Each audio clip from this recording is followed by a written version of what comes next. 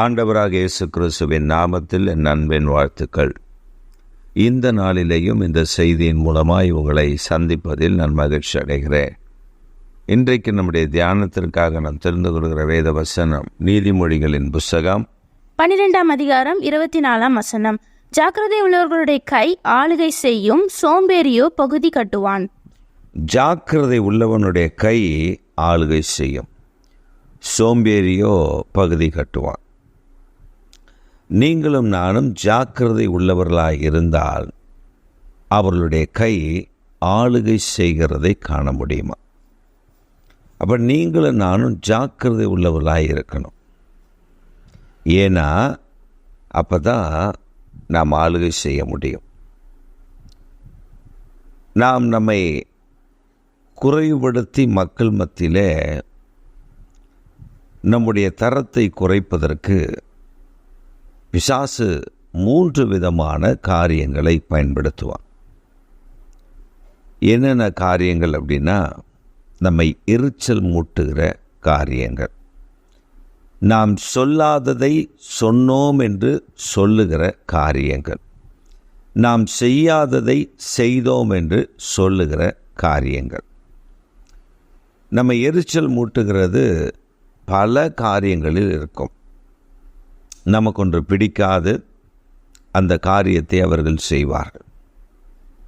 ஒரு சமயம் நான் என்னுடைய ஊழியத்தில் ஆரம்பத்தில் ஒரு மலை தேசத்தில் ஒரு ஆற்றங்கரை அருகில் வீட்டுக்கு பின்பாக ஒரு ஆறு ஓடும் ஓடை, அதற்கு அருகில் உட்கார்ந்து நான் ஜெபித்து கொண்டிருக்கும் பொழுது ஒரு சிறு பையன், அந்த வீட்டில் இருக்கக்கூடிய ஒரு சிறு பையன் வந்து என்னை எவ்வளவு முடியுமோ அவ்வளவு எரிச்சல் மூட்டினார்.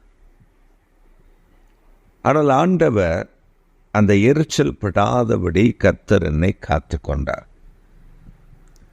ஏனென்றால் நான் தேவனோடு நெருங்கி ஒரு உறவை ஏற்படுத்தும் பொழுது அந்த நாட்களை என்னால் இன்றைக்கும் மறக்க முடியாது. ஏன்னா அது ஒரு பசுமையான சூழல், ஒரு ரம்யமான அந்த காலை வேளை, அந்த இடத்துல போய் உட்கார்ந்து ஒரு புல்வெளியில் உட்கார்ந்து அப்படியே ஆண்டவரை தியானிப்பது, செவிப்பது என்பது அது இன்றளவும் கிடைக்காத ஒன்று.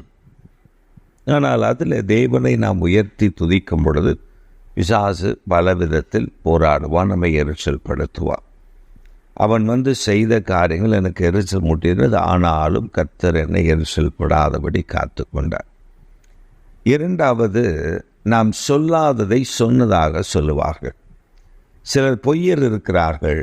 அவர்கள் நாம் சொல்லியிருக்கவே மாட்டோம், அதை சொன்னோம் என்று பொய்யாய் சொல்லுவார்கள். அதில் 2-3 பேரை கூட்டி கொண்டு வந்து சொல்லுவார்.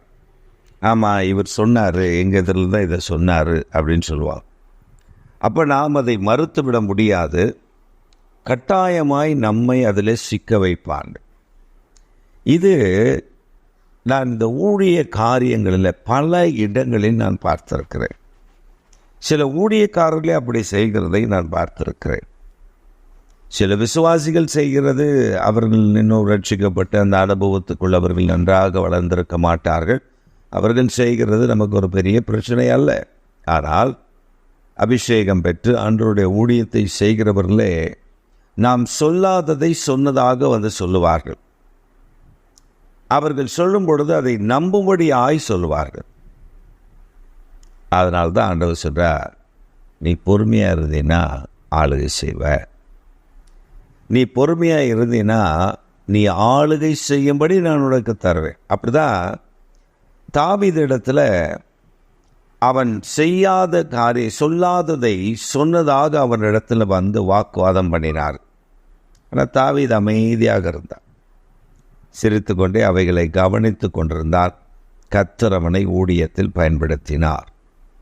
மூன்றாவது, நாம் செய்யாததை செய்ததாக சொல்லுவார்கள்.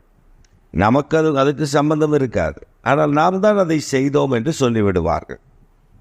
ஒரு மனிதன் ரோட்டில் போய் கொண்டிருக்கும் பொழுது கல் தடுக்கி அவன் கீழே விழுந்து விட்டான். விழுந்ததில் அவனுடைய கை கால்கள் எல்லாம் சிராய்த்து விட்டது.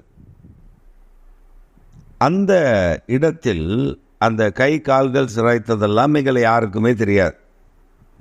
நாங்கள் ஒரு 4 பேராக ஒரு இடத்துல விளையாடி கொண்டிருந்தோம். பின்பு நாங்கள் அங்கிருந்து வந்து விட்டோம். ஆனால் இந்த மனிதன் விழுந்து கை கால்கள் தேய்த்த பின்பு அவன் சொன்னது, நாங்கள் தான் அவனை தள்ளிவிட்டு விட்டோம் என்று சொல்லி பெரிய பொருளையை கிளப்பினான். அந்த நாட்களில் கேமரா இல்லை, அந்த ஆட்களில் அவன் சொன்னதை நம்பினார்கள். அவனுக்கு அடிபட்டிருக்கிறது. எங்களுக்கும் அவனுக்கும் சம்பந்தமில்லை, நாங்கள் செய்யவில்லை, ஆனால் செய்ததாக சொன்னான். அதற்கு பின்பு அதனால் நாங்கள் தண்டிக்கப்பட்டோம். எங்களுடைய பள்ளிகளிலே எங்களை அதற்கான தண்டனை கொடுத்தார்கள். இது நடந்து 3 மாதங்கள் கழித்து அவன் ஒரு விபத்தில் அவனுடைய கால்களும் கரங்களும், அதே சிரைத்த கால்களும் கரங்களும் முறிக்கப்பட்டு மாவு கட்டு போட்டிருந்தார். இதை கேள்விப்பட்ட பொழுது நாங்கள் சொன்னோம், எங்களை நாங்கள் செய்யாததை சொன்னான். இப்பொழுது அவனுக்கு உண்மையாகவே அது நடந்து விட்டது. அந்த மனிதன் அப்பொழுதுதான் புரிந்திருப்பான். இது சிலருடைய சுபாவமாய் இருக்கும். அதனால் பிரியமானவர்களே, இப்படி உங்களை பொய்யாய் சொன்னால் நீங்கள் பாக்கியவான்கள். நீங்கள் செய்யாததை, நீங்கள் சொல்லாததை உங்களை எரிச்சல் மூட்டும்படி செய்தால் நீங்கள் பாக்கியவான்கள். நீங்கள் தான் ஆளுகை செய்ய போகிறீர்கள். சோம்பேறி ஆனவனுக்கோ ஒன்றும் கிடைக்காது. அதனால் நீங்கள் பாக்கியவான்கள் என்பதை கர்த்தர் உங்களுக்கு மீண்டும் சொல்லிக் கொடுக்க விரும்புகிறார். இந்த பாக்கியத்திலே நீங்கள் மகிழ்ச்சியோடு கர்த்தரை துதியுங்கள். ஆமென், ஆமென்.